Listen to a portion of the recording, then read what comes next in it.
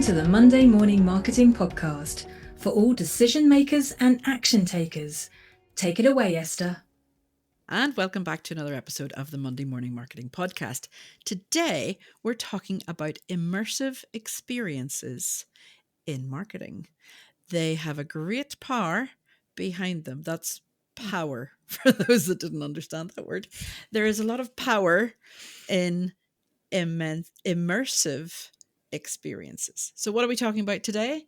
It is augmented reality and virtual reality. Big topics. Well, it was actually your suggestion, Esther, and it's an area that you've worked in previously as part of your agency. So tell us, Esther, what kind of businesses would be using AR and VR in their business?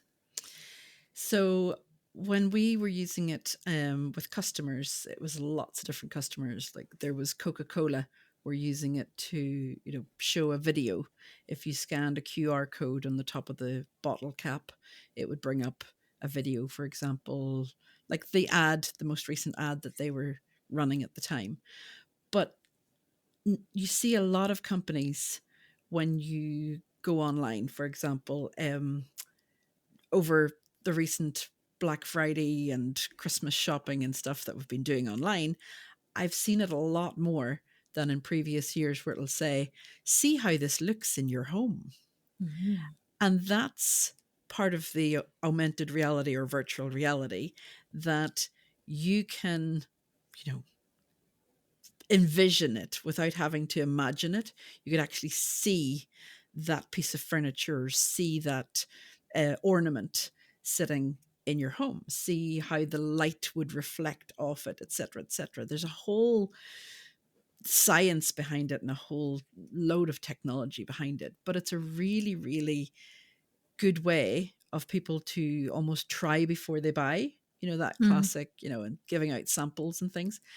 So it's when you go into places like IKEA or your local hardware shop or kitchen sales people, and they ask you for measurements, they ask you for a rough idea, or they come out to your house and take pictures, and then they transform that into something else. So it's a whole wonderful way of seeing something made into reality without spending a penny to make that reality, if that makes sense. Yeah, no, it definitely does. You just reminded me actually, during that rather long time where we were all stuck indoors, I visited online, of course, Anne Frank's house and went through all the rooms and saw the hidey places and read, looked at the pictures on the walls and even picked up books and read them. And yeah, of course, I hadn't copped. That's all AR and VR as well. Yeah. So now, it was great to explore these places. Question about that though: did that then put you off going in real life? Did you sort of say, "Well, I've done it now. There's no point in going," or did it make you more curious? It made me more curious because obviously I couldn't feel how cramped it was in that hidey place.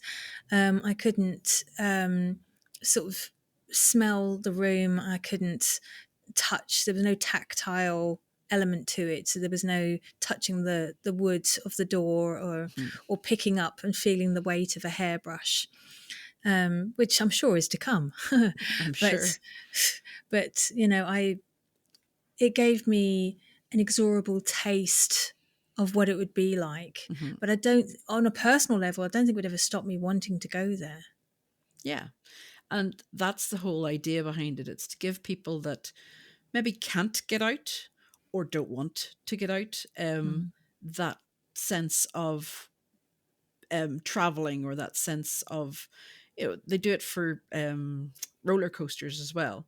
And you feel like you're on this roller coaster, and there's lots and lots of things that can be done with it.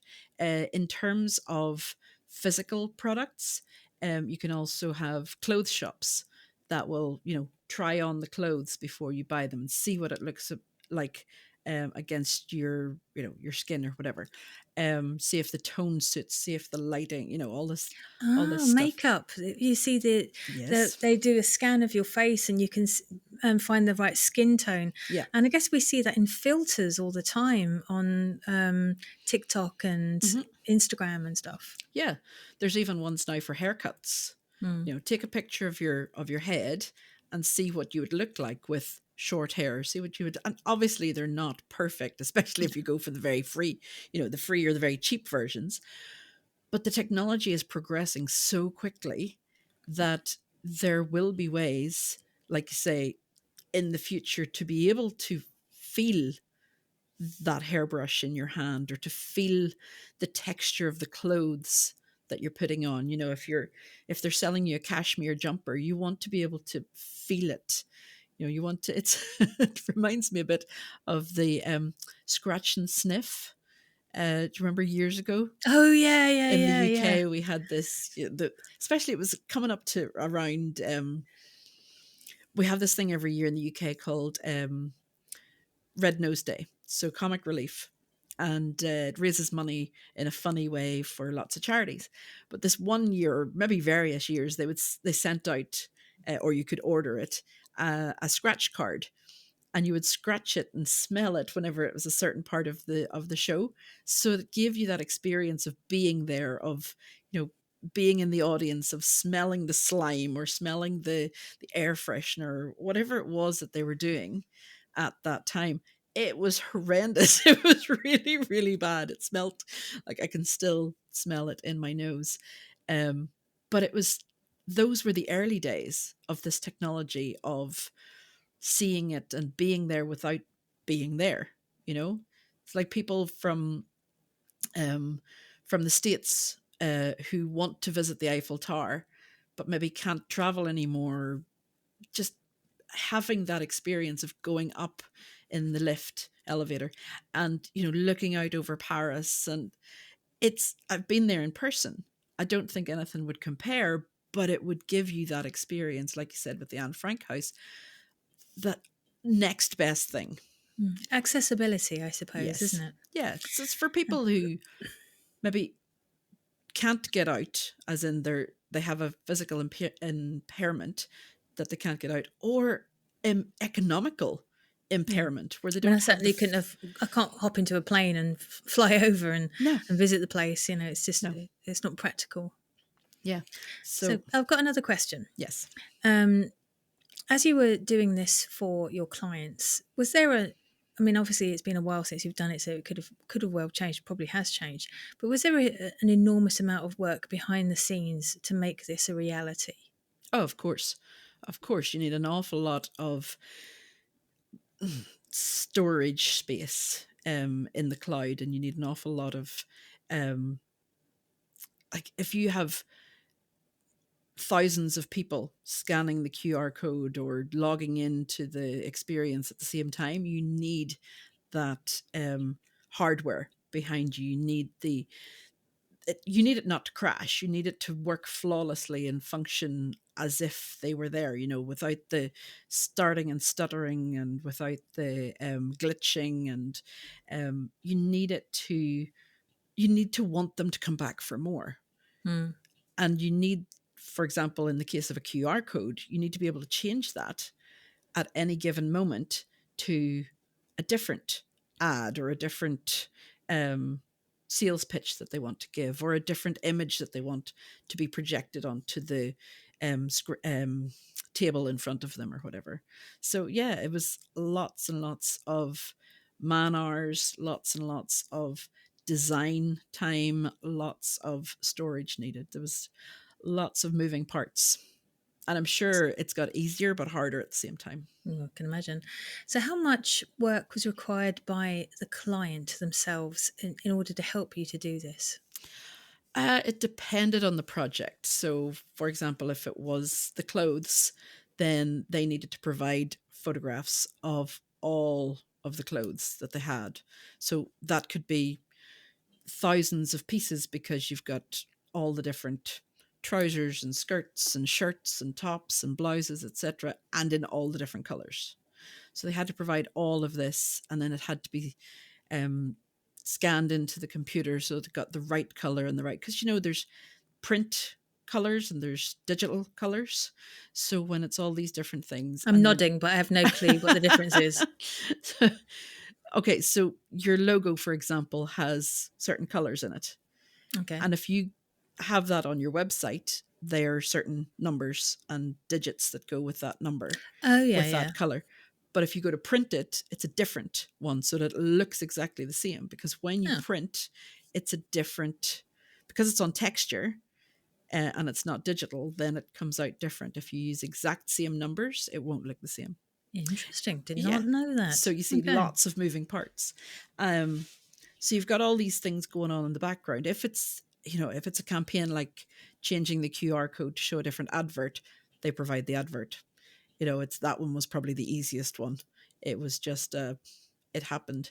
If it's make it show a video, make it do something, they just had to provide the video. They had to provide what they wanted it to show, and then Hmm. we would do everything else. So we would make sure all the technology was working, all the codes and systems were working, that all the QR codes were up to date and weren't expiring. And, this is going back 10, 12 years. So sometimes QR codes had a limit on what they could do or how many people could scan it before they regenerated and things like that. So it was finding the right technology for us to use to make them look good. Okay, so we've now got some understanding of the work involved by the clients and obviously the man hours by yourselves. Um, in your experience, Esther, have you seen much of an uptick in people using AR and VR? Certainly, maybe in the last 5 years, or is it kind of still drumming along the same? I think it's coming along more now because you've got the Meta Quests and you've got the Apple, whatever they call theirs, um, which are like super expensive. Um, so you've got more technology in order to use it. Whereas before it was like only if you had the super expensive equipment could you really use it to its full potential. Mhm. You see VR rooms popping up all the time, and you've got virtual escape rooms. You've got um, like augmented reality, this, that, and the other. So there's more things that are popping up, but I think it still hasn't hit its boom yet. Mm. But it's coming. I would fully predict in the next 5 years that there will be more and more things. And as people stay in more and more and are maybe becoming more recluse or just, what's the point in going out? I can buy everything online. Then, even more will they have the experience of what will that look like on me? What will that look like in my living room? What will that look like if I were to go to Australia to see the Sydney Opera House or whatever? What would I see? What would I experience? And is the $1,200 ticket really worth it? So, Wow, you sound so jaded. I mean, if there were cheaper flights to Australia, I would go in a heartbeat. Mm. If anybody wants to sponsor that, I Hey, if anybody wants to sponsor us, let us know. can. But I mean, Um, you've even got, because I had this pop up in my social media the other day, that you can now do flight simulations and everything. Like you can pretend to be whatever you want using augmented reality and virtual reality. So if you've always dreamed of being a pilot, go and do the flight simulator. It's not just for those training to be pilots anymore, it's for the general public, you know? I think once all of these become a bit more accessible financially for people, or who have, because at the moment it depends on who has better software or hardware in their laptop or desktop, Or on or their eyes. phone, yeah, or Yeah, yeah. eyes. So it really depends on who's got that kind of access at the moment, and that's why it's probably largely brands and Yes. bigger businesses that have access to this. Would you agree? Yeah, totally agree. And like you said, you've got your makeup companies, but they're your well established makeup companies that are doing it. Although there are some others that are using lots of technology in order to get you the right moisturizer and the right concealer for your skin type by asking you a few questions. Same with hair products and things. Mm. They're still not at the level where they can go, okay, so try, as a new brand coming through, they're not at the level yet where they can go, your skin will look like this after 4 weeks or after 8 weeks or after whatever, or by putting on this makeup, you will suddenly be transformed into this supermodel. They don't have that I wish. capability yet, but I'm sure with their investors and the venture capitalists and all this that are starting to take interest, they will soon realize the power of immersive experiences. And the more people can, because it's like having 10 touch points in the one thing. So, we talk about touch points by Mm. like sending an email or making a phone call or showing up on a Facebook ad or whatever. But if you have AR or VR, you're covering so many different things at the one time. You're answering lots of different questions that they maybe didn't know that they had. You're giving them more information than you could with just a simple video or with just a simple website. You're giving them all this stuff that it may I mean, it's Hmm. all it's all relative really, Of but course, yeah. it might cut down the length of time it takes for people to make a buying decision. Yeah. So, where do we find these resources, or do we have to go through an agency? Well, obviously, I would recommend going through an agency just to make your life easier, because there's such a big learning curve if you were to try and do it yourself. You can start small by using a QR code and linking it to a video, but it's not the same as having it like a 3D video. A 3D video is next level. So it's not as easy as just, oh, well, I've got a QR code and I can just put in a video of me talking. It's not as simple as that. It's a good place to start by using QR codes and things. But if you really want to give them an immersive experience, say that 3 times quickly, um, then you should go with an agency or someone who can help direct you in the correct way, because what you think you might want to put in the experience may not be what it actually is that they need. Okay, so if you want to stand out from your competitors, you have the budget and you have the resources where you've got the staff who can help run things in the background whilst you're preparing this, and you've got the time that it takes, because it could take months. Are we talking It here? could it could take months. If you come, for example, you come to us and you say, I want to do this, but I don't have anything prepared, then it's starting from scratch and it could take months. If you come and you already have all the 3D models of your latest product and you're ready to, just have us do the background part of see this in your room, etc., then it could be less time. But again, Right. it, like all good things in marketing, it depends. It really depends. Yeah. Yeah. Okay. Well, I hope we've given everybody something to think about today. Normally, we tend to talk about stuff that doesn't really cost a huge amount of money. Is a bit more practical, a bit more easy to access. But you know what? Marketing has to cover every area. And if you are intending to work with larger agencies, larger clients, larger brands in general, then you do have to kind of up your game a little.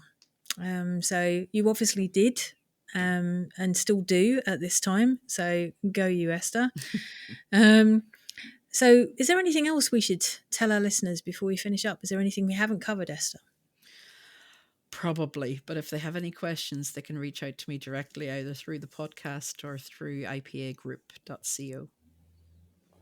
Awesome. Well, that's all time we have for today. I hope you found the topic of interest. As you can hear, we'd like to unburden our dual experts on what we know, and we're always happy to help where we can. So hit us up if you've got any other topics you'd like us to cover, and if you know of anybody who would like to guest speak on something that we haven't covered before, or have updates for us on anything we have covered before, then do let us know. So we'll be back next week with another podcast. Bye for now.